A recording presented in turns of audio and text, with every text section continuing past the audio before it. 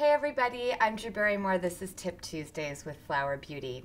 Today's question comes from a lady named Deborah Snyder-Reese, and her question is, how do I cover up acne spots without it looking too cakey or flaky? Like, what's the best way to go about covering blemishes?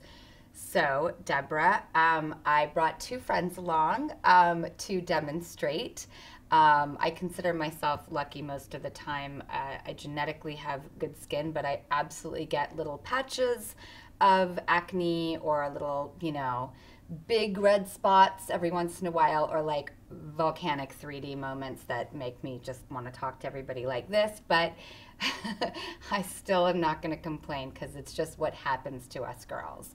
So I'm going to take our Skin Cognita foundation. I talk about it all the time because it's just a beautiful, creamy, dewy formula that covers up blemishes really well, especially in the daylight, because it gives great coverage to the redness without looking like a cake on your face.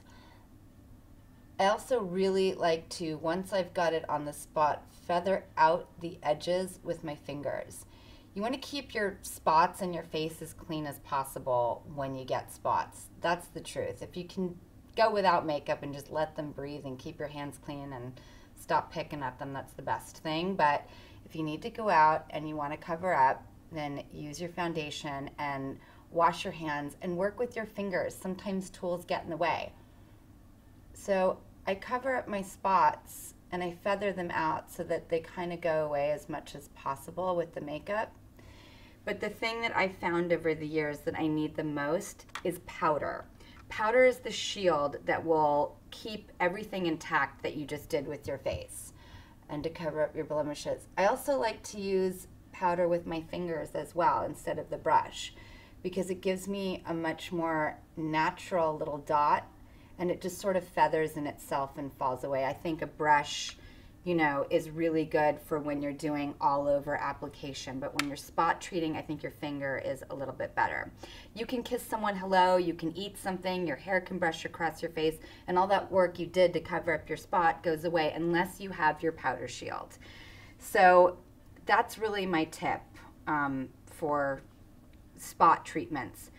On a side note, I think a bright poppy lip when you have anything on your skin that you want to distract from is so fun. So whenever I break out, I wear a bright lip.